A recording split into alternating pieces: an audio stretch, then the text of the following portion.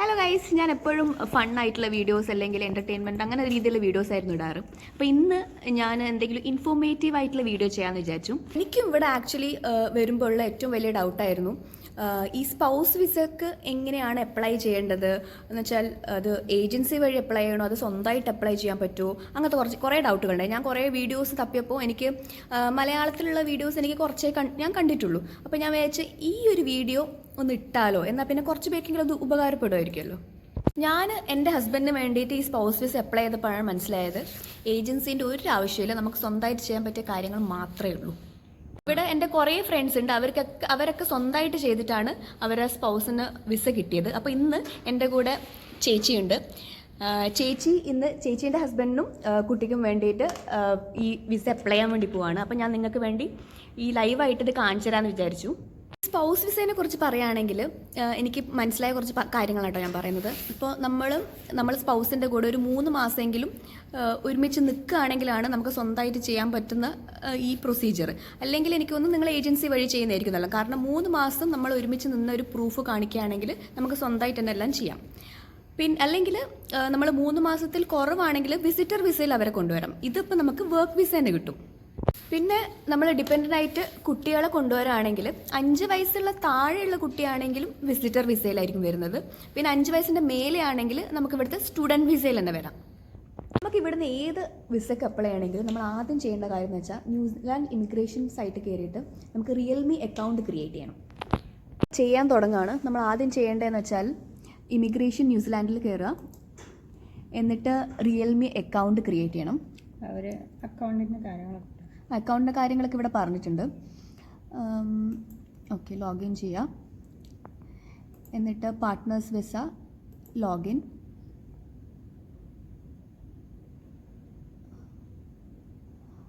അപ്പോൾ ഓൾറെഡി നമ്മൾ ഉണ്ടാക്കി വെച്ച് നമുക്ക് പുതിയ ഒന്ന് ഉണ്ടാക്കണമെങ്കിൽ ഇവിടെ നമ്മൾ ക്രിയേറ്റ് ചെയ്താൽ മതി. നമ്മൾ ഓൾറെഡി ഉണ്ടാക്കി വെച്ചുകൊണ്ട് നമ്മൾ നേരിട്ട് ഇനി പ്രൊസീജിയറിലേക്ക് കിടക്കാം കേട്ടോ. ക്രിയേറ്റ് ചെയ്യൽ വലിയ പണിയൊന്നുമില്ല. ജസ്റ്റ് നമ്മൾ സാധാ ഒരു അക്കൗണ്ട്, എന്തെങ്കിലും ഒരു അക്കൗണ്ട് തുടങ്ങുന്ന കുറച്ച് ഡീറ്റെയിൽസ് അടിച്ചു കൊടുക്കാൻ മാത്രമേ ഉള്ളൂ. അപ്പോൾ ബാക്കി ഞാൻ സ്ക്രീൻ ഷെയർ ചെയ്യാം, എന്നിട്ട് ഞാൻ ഫുൾ പ്രൊസീജിയർ ഓരോന്നായിട്ട് ഞാൻ കാണിച്ചു തരാം കേട്ടോ. അപ്പോൾ നമുക്ക് തുടങ്ങാം. അപ്പോൾ നമ്മൾ ആദ്യം ചെയ്യേണ്ടതെന്ന് വെച്ചാൽ ന്യൂസിലാൻഡ് ഇമിഗ്രേഷൻ സൈറ്റിലേക്ക് കയറുക. എന്നിട്ട് അവിടെ പാർട്ട്നേഴ്സ് വിസ എന്ന് പറഞ്ഞൊരു ഓപ്ഷൻ ഉണ്ട് താഴെ, അവിടെ ചൂസ് ചെയ്യാം. കാരണം നമ്മൾ ഓൾറെഡി റിയൽമി അക്കൗണ്ട് ഉണ്ടാക്കി വെച്ചിട്ടുണ്ടല്ലോ. അപ്പോൾ നമ്മൾ ഓൾറെഡി അത് സെറ്റ് ചെയ്ത് വെച്ചിട്ടുണ്ട്. അതുകൊണ്ട് അത് ജസ്റ്റ് ഒന്നും കൂടി കാണിക്കുന്നതേ ഉള്ളൂ കേട്ടോ. നിങ്ങൾക്കിപ്പോൾ കാണാം ഓൾറെഡി ഒന്ന് ചെയ്ത് വെച്ചിട്ടുണ്ട്. അപ്പോൾ കുറേ ടൈപ്പ് ഓഫ് വിസ ഉണ്ട്. Student visa, visitor visa. അതിൽ നമ്മൾ ചൂസ് ചെയ്യേണ്ടത് പാർട്ട്ണർ ഓർ ചൈൽഡ് വിസയാണ്. ഇതിലിപ്പോൾ ചേച്ചീൻ്റെ ഹസ്ബൻഡിൻ്റെ മാത്രം ഒന്ന് ചെയ്ത് വെച്ചിട്ടുണ്ട്. അതാണ് ഇപ്പോൾ ഞാൻ ആദ്യം കാണിച്ചു തരാൻ പോകുന്നത്. അപ്പോൾ നമുക്കിതിൽ കുറേ ഫില്ല് ചെയ്യാണ്ട്. ആദ്യം നമ്മൾ ഐഡൻറ്റിറ്റിയും കോൺടാക്റ്റും ആ ഡീറ്റെയിൽസൊക്കെ ഫില്ല് ചെയ്യാണ്ട്. അതിൽ പേഴ്സണൽ ഡീറ്റെയിൽസ് ഉണ്ടാവും, പാസ്പോർട്ട് ഡീറ്റെയിൽസ്, അഡ്രസ്സ്, അങ്ങനത്തെ കാര്യങ്ങളൊക്കെ. അതിൽ ശ്രദ്ധിക്കാനൊന്നുമില്ല, എല്ലാം സിമ്പിളായിട്ട് ചെയ്യാൻ പറ്റുന്ന കാര്യങ്ങളൊക്കെ ഉള്ളൂ. ഈ ഒരു പേജ് കഴിഞ്ഞാൽ അത് സേവ് ചെയ്തിട്ട് കണ്ടിന്യൂ ചെയ്യണം, അടുത്ത പേജിലേക്ക് പോവാം. അടുത്ത സ്റ്റെപ്പിൽ വിസ ഡീറ്റെയിൽസ് ആണ് ടൈപ്പ് ചെയ്ത് കൊടുക്കേണ്ടത്. അത് ടൈപ്പ് ഓഫ് വിസ നമുക്ക് വർക്ക് വിസയാണ് കൊടുക്കുന്നത്. നമ്മൾ പാർട്ട്ണറിന് വർക്ക് ചെയ്യാൻ വേണ്ടിയിട്ട് നമ്മൾ വർക്ക് വിസയാണ് കൊടുക്കുന്നത്. എത്ര കാലം ന്യൂസിലാൻഡ് നിൽക്കും, അങ്ങനത്തെ കുറച്ച് ക്വസ്റ്റ്യൻസ് ഒക്കെയാണ് അതിൽ ചോദിക്കുന്നത്. അതും പ്രത്യേകിച്ച് കാര്യമായിട്ട് ശ്രദ്ധിക്കാനൊന്നുമില്ല. പിന്നെ അടുത്ത സ്റ്റെപ്പിൽ സപ്പോർട്ടിംഗ് പേഴ്സൻ്റെ ഡീറ്റെയിൽ ആണ് വേണ്ടതെന്ന് വെച്ചാൽ നമ്മളെ ഡീറ്റെയിൽ അല്ലെങ്കിൽ ഇത് സ്റ്റുഡൻറ്റിൻ്റെ ഡീറ്റെയിലാണ് വേണ്ടത്. ഇതൊക്കെ കാണുമ്പോൾ തന്നെ നിങ്ങൾക്ക് മനസ്സിലായിട്ടുണ്ടാവും ഇതൊക്കെ നമുക്ക് ചെയ്യാൻ മാത്രമേ ഉള്ളൂ, വേറൊരാളെ ഹെൽപ്പിൻ്റെ ആവശ്യമൊന്നുമില്ല. ഇനി അടുത്തത് പ്രിൻസിപ്പൽ ആപ്ലിക്കൻസ് ഹെൽത്ത് ഡീറ്റെയിൽസ് ആണ്. അത് കഴിഞ്ഞ് അടുത്ത സ്റ്റെപ്പിൽ ആപ്ലിക്കൻ്റെ ക്യാരക്ടർ ഡീറ്റെയിൽസ് ആണ്. അതിൽ വേറെ ഏതെങ്കിലും കൺട്രിയിൽ വിസ റിജക്റ്റ് ആയിട്ടുണ്ടോ, അങ്ങനത്തെ ക്വസ്റ്റ്യൻസ് ഒക്കെ ചോദിക്കുന്നുണ്ട് കേട്ടോ. പിന്നെ നമ്മൾ വർക്ക് വിസ അപ്ലൈ ചെയ്യുന്നതുകൊണ്ട് നമ്മൾ വർക്ക് ഹിസ്റ്ററിയും കൂടി കൊടുക്കണം. പിന്നെ ന്യൂസിലാൻഡിൽ നമുക്ക് ഏതെങ്കിലും കോൺടാക്ട്സ് ഉണ്ടെങ്കിൽ അവരുടെ ഡീറ്റെയിൽസും കൂടി ആഡ് ചെയ്യാം, അതിൻ്റെ ഒരു ഓപ്ഷനും കൂടി ഉണ്ട്.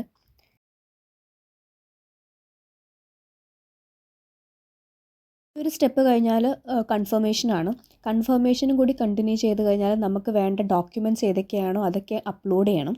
അപ്പം ഈ ഏതൊക്കെ ഡോക്യുമെൻറ്റ്സ് ആണോ അത് ഞാൻ ഡീറ്റെയിൽ ആയിട്ട് അവസാനം ഒന്നും കൂടി കാണിച്ചു തരുന്നതായിരിക്കും. ഞാനിപ്പോൾ ജസ്റ്റ് പറയുകയാണ്.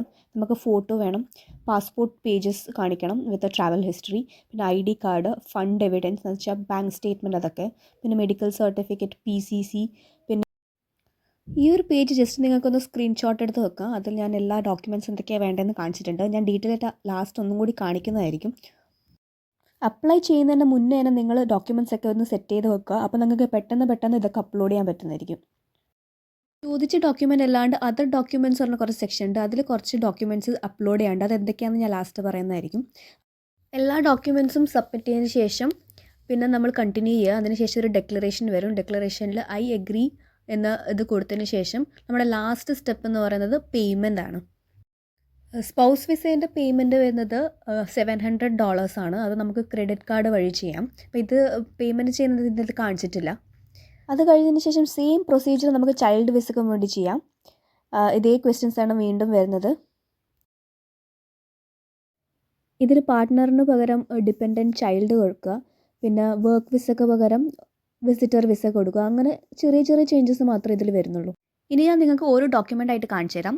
ആദ്യം തന്നെ ഏറ്റവും ഇമ്പോർട്ടൻ്റ് ആയിട്ടുള്ള INZ 1146 ഫോമാണ്. അത് നിങ്ങൾക്ക് ഇമിഗ്രേഷൻ സൈറ്റിൽ തന്നെ കിട്ടും. അത് ഡൗൺലോഡ് ചെയ്ത് ഫില്ല് ചെയ്ത് സ്കാൻ ചെയ്ത് അപ്ലോഡ് ചെയ്യണം.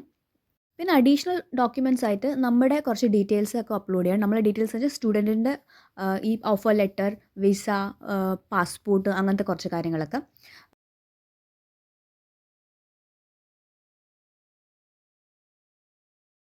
പിന്നെ നമ്മൾ റിലേഷൻഷിപ്പ് ജെന്യൂൻ ആണെന്ന് കാണിക്കാനുള്ള കുറച്ച് പ്രൂഫ് വേണം. ഇതിലിപ്പം മാരേജ് സർട്ടിഫിക്കറ്റ് കാണിച്ചിട്ടുണ്ട്. പിന്നെ കുറച്ച് ലെറ്റേഴ്സ് കാണിച്ചിട്ടുണ്ട്. എന്ന് വെച്ചാൽ പാരൻസിൻ്റെ നിന്ന് ലെറ്ററും പിന്നെ ഇൻലോസിൻ്റെ നിന്ന് ലെറ്ററും പിന്നെ കുറച്ച് ഫ്രണ്ട്സ് ഉണ്ടെങ്കിൽ അത്, പിന്നെ സിബ്ലിങ്സ് ഉണ്ടെങ്കിൽ അത് എല്ലാം ഒന്നും വേണമെന്നില്ല, പക്ഷേ വേണ്ടെന്നൊക്കെ ഇൻക്ലൂഡ് ചെയ്യാം.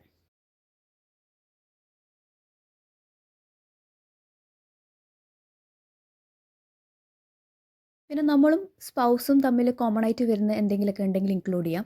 ഇതിൻ്റെ അകത്ത് ചേഞ്ച് ഇൻഷുറൻസിൻ്റെ ഒക്കെ ഇൻക്ലൂഡ് ചെയ്തിട്ടുണ്ട്. ഞാനതൊന്നും ആഡ് ചെയ്തിട്ടില്ല കേട്ടോ. പിന്നെ വേറെ ഇൻക്ലൂഡ് ചെയ്തത് ആധാർ കാർഡിൽ സെയിം അഡ്രസ്സ് കാണിക്കുന്നതും പാസ്പോർട്ടിൽ സെയിം അഡ്രസ്സ് ഉണ്ടെങ്കിൽ അതൊക്കെ കാണിക്കാം. എൻ്റെയൊക്കെ രണ്ടും ഡിഫറെൻ്റ് ആയതുകൊണ്ട് ഞാൻ അതും ഇൻക്ലൂഡ് ചെയ്തിട്ടില്ല. പിന്നെ നമ്മൾ ഗൂഗിൾ പേയിലൊക്കെ ഉള്ള പേയ്മെൻറ്റ് നടത്തിയതും പിന്നെ നമ്മൾ ബാങ്ക് സ്റ്റേറ്റ്മെൻറ്റും അതൊക്കെ കാണിക്കാം. പിന്നെ സ്പൗസും നമ്മളും തമ്മിലുള്ള ചാറ്റ്സും വാട്സാപ്പ് ചാറ്റ്, മെസ്സഞ്ചർ ചാറ്റ്, ഏതൊക്കെ സോഷ്യൽ മീഡിയയിലുള്ള ആ ചാറ്റ്സൊക്കെ കാണിക്കാം ഒരു പ്രൂഫായിട്ട്. പിന്നെ സ്പൗസിൻ്റെ കൂടെയുള്ള കുറേ ഫോട്ടോസ് കാണിക്കണം. നമ്മൾ സെൽഫി മാത്രം കാണിച്ചാൽ പോരാ, നമ്മൾ കുറേ ഗ്രൂപ്പായിട്ട് നിൽക്കുന്ന ഫോട്ടോസൊക്കെ കാണിക്കണം. നമ്മൾ റിലേഷൻഷിപ്പ് ജെന്യൂൻ ആണെന്ന് കാണിക്കാൻ വേണ്ടിയിട്ടാണ്. പിന്നെ ഒരുമിച്ച് ട്രാവൽ ചെയ്ത ടിക്കറ്റ്സ് ഉണ്ടെങ്കിൽ അത് കാണിക്കാം. അത് കഴിഞ്ഞിട്ട് ആപ്ലിക്കൻസിൻ്റെ എല്ലാ ഡീറ്റെയിൽസും അപ്ലോഡ് ചെയ്യണം.